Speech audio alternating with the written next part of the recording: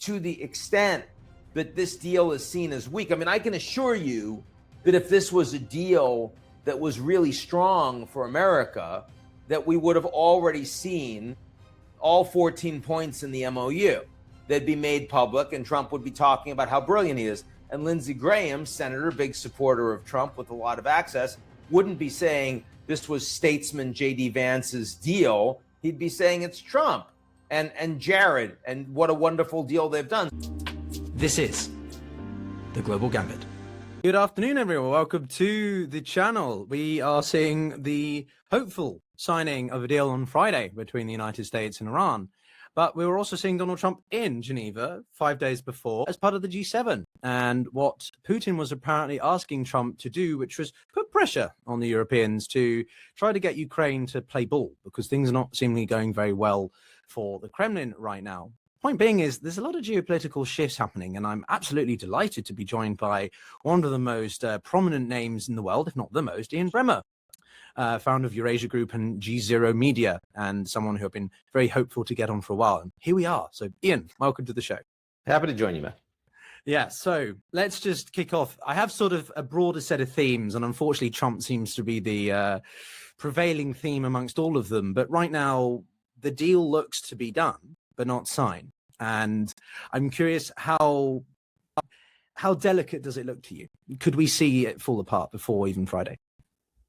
It's interesting. The folks I've heard from in the intelligence community are actually much more negative than I am. They think it could fall apart very easily. They're worried about the Israel-Lebanon angle blowing it up. They're worried about the fact that the Iranians aren't going to make progress on the nuclear side. Means the Americans could come back and say this is unacceptable. In 60 days time, you don't get there, it blows up. I'm pretty comfortable that the Strait will actually now reopen, and once it is reopened, it will largely stay reopened. But that's very different from saying that there's a deal. It's very different from saying that now we're on a path to rebuilding Iran and declaring peace in the region and having a new, much better than the old JCPOA nuclear deal. I don't think any of those things are happening. So you get the Strait reopened, but you're in a materially worse position than the status quo ante back in February before the war started. Now, some people have called this not the JCPOA, but simply the POA. Not a plan of action, but just a plan of acquiescence. Is this just a worse condition of what the Obama administration had managed before? Oh, definitely. Now, look, part of the reason, I mean, obviously, a lot of people think that the Obama deal is the worst thing ever because anything Obama did was horrible, right? So you have the political polarization in the U.S. that makes these things harder to suss out and makes a lot of people turn off from the whole process, of course.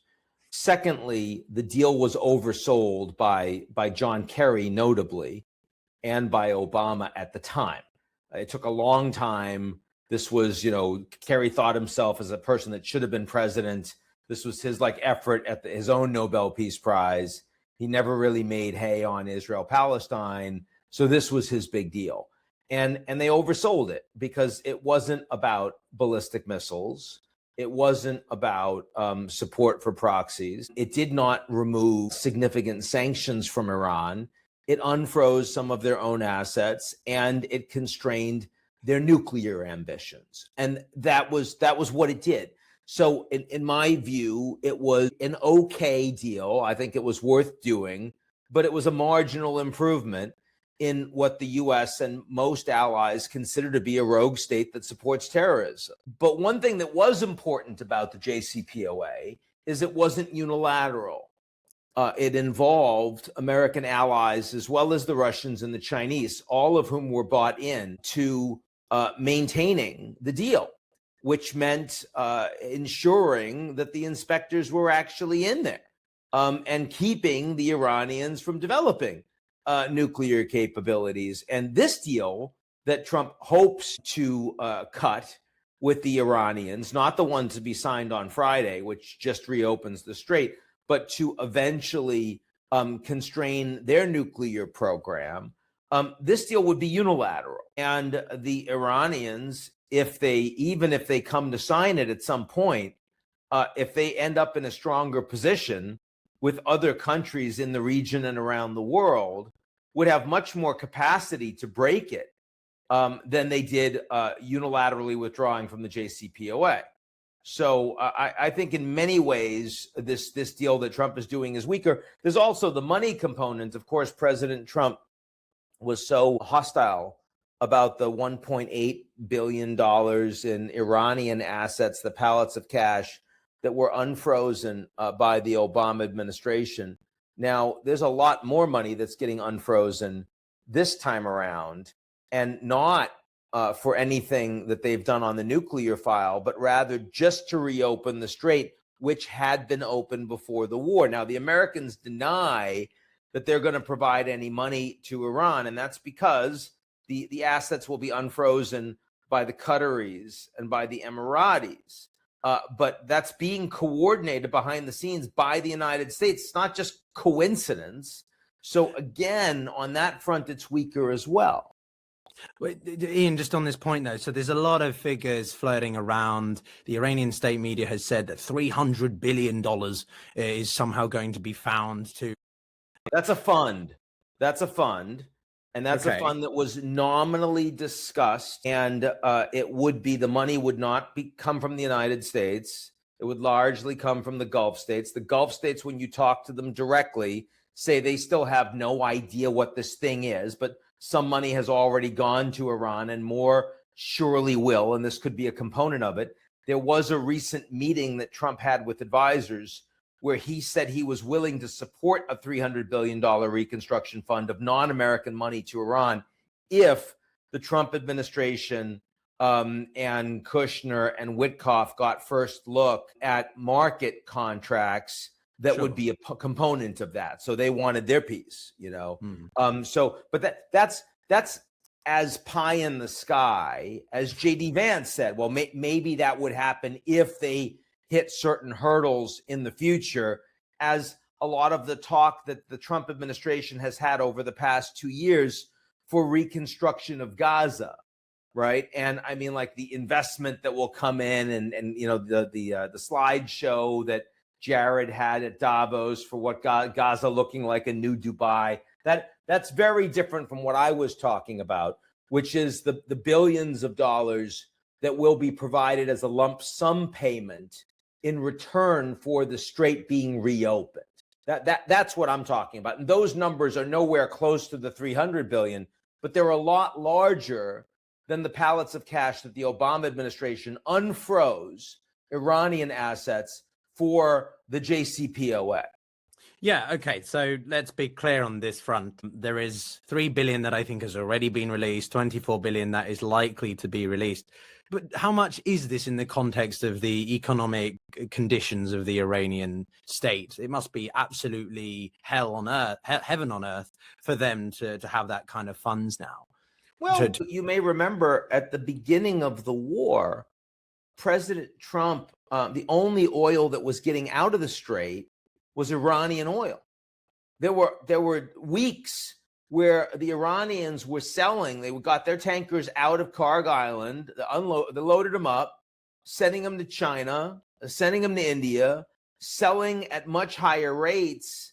And the Trump administration facilitated that because they wanted to keep the price of oil comparatively low. So, I mean, you know, clearly Trump's concern about funding the Iranian regime and the warfighting capabilities that they would be able to develop with that cash, or passing it on to Hezbollah and other terrorist organizations, that was just not a high priority for the Trump administration, for President Trump himself. So the idea that now, when the Strait is reopened and Trump desperately wants an off-ramp, that the Iranians are going to see more money, I mean, it's obviously inconsistent with Trump's political criticism of Obama for the earlier deal. But again, that's not analytically interesting because Trump criticizes everything that isn't Trump.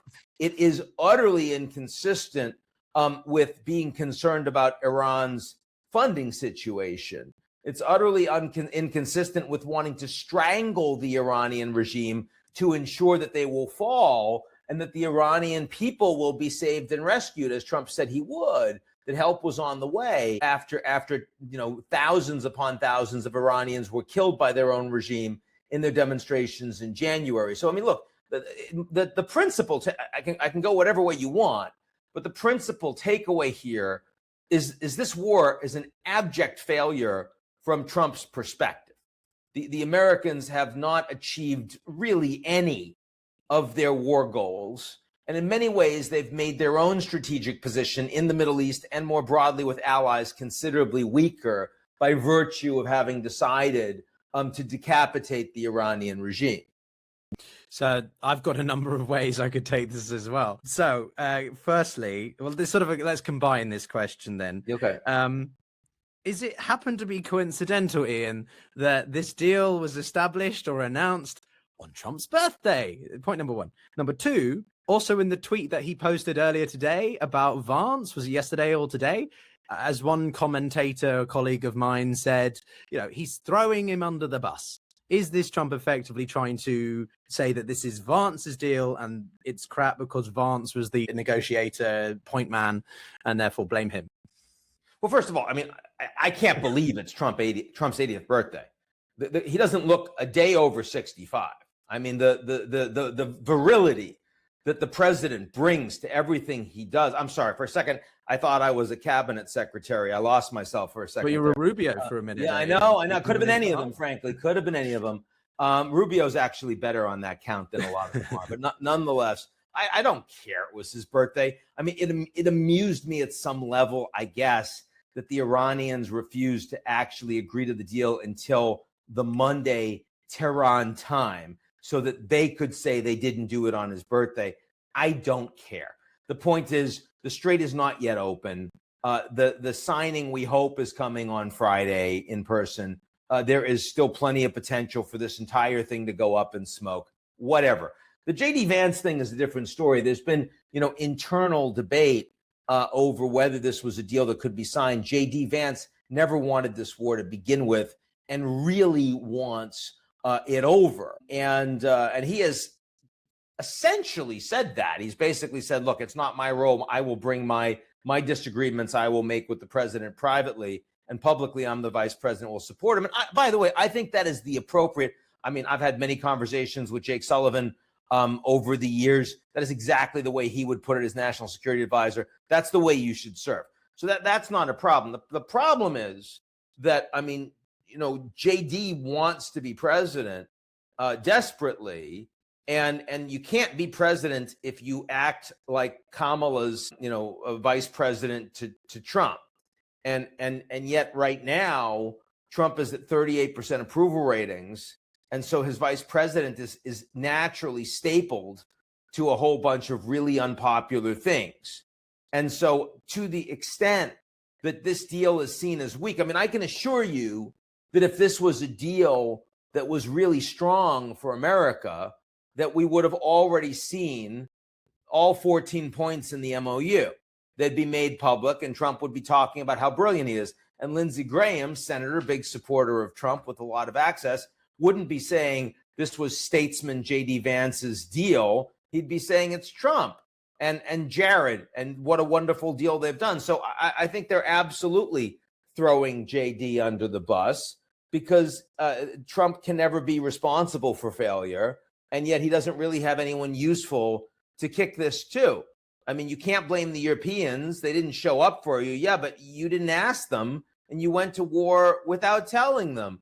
You can't really blame, you say the Gulf states, oh, they won't do the Abraham Accords. Oh, they're the ones that should open the Strait. Well, I mean, like, you're the one that got the Strait closed. So, I mean, Israel, you can't really blame Bibi because that makes it seem like you're his puppet, and you're not. You took your own decisions. You're the one that had the Venezuela success. You were the one that ready to get this done in a few days. You're the one that said that the Iranians are about to, surrender unconditionally. So, I mean, it's the staggering incompetence, right? I mean, this is the thing that is really, look, there are several components of the Trump presidency, characteristics that he has that are unusual in how prominent they are compared to other presidents. Other presidents have had these characteristics to a lesser degree, but Trump really brings them to the greatest degree we've ever seen in a U.S. president. And they are his authoritarian impulses, personally, his desire to end checks and balances on his presidency, but also his personal preferences to other leaders that are authoritarian leaders, whether it's Xi Jinping or Putin or MBS or Kim Jong-un or you name it, right? Secondly, his personal kleptocracy, the view that he should be able to benefit financially directly from the office of the presidency and direct benefits to his family and those close to him. Again, we've seen this under many presidencies, but never to anything remotely like the degree that we see under Trump. And third, his policy incompetence. He lacks a lot of interest or knowledge in basic policy. He has many advisors around him that have a great deal of expertise, and he doesn't listen to them. And he's convinced that he's actually smarter than they are.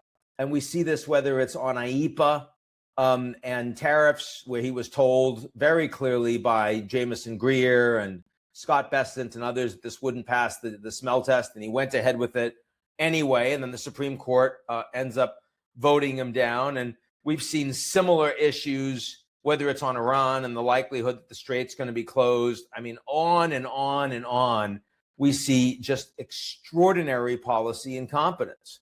And that is what is really getting Trump in trouble here, is the fact that he knows better and refuses to listen to experts that are around him. And that's a danger. It would be a unacceptable thing. In the CEO, you would fire that CEO, but in a president, we reelect him. And that says more about the way the American people mistrust their leaders and believe that their democracy is no longer representative of them. So I don't see Trump as the cause of that. I think he's a symptom of it. But nonetheless, it does reflect how you could have an Iranian invasion that has been such a disaster. Right? I mean, such a completely unnecessary series of policy mistakes for a president that had been doing actually pretty well on the foreign policy stage. Well, as someone has just written in amongst the comments of the audience who are watching, a moron even amongst morons. So perhaps... but he's not stupid. He's not stupid. I mean, the guy actually is quite intelligent. And he has a genius in some areas, like in marketing and branding. He also has an incredible political his instincts, like when he got up and goes fight, fight, fight after he is shot right in an ear, like in front of thousands of people. You and I wouldn't do that. And yet his staggering level of self-confidence and narcissism serves his policy impulses incredibly badly.